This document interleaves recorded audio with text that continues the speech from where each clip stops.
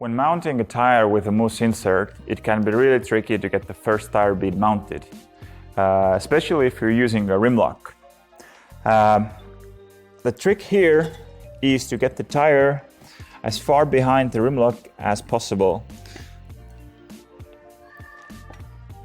The lower tire bead should reach the drop center of the rim, so you will have more space here to push on the tire with your arms.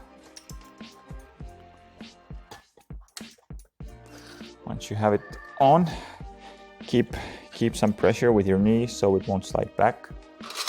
Grab a tire iron.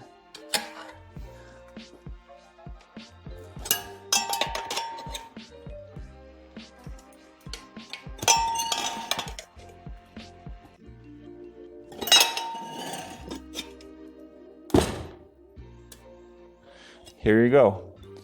In case you feel it just doesn't go over the rim, get it even deeper behind the rim lock, and that should solve the problem.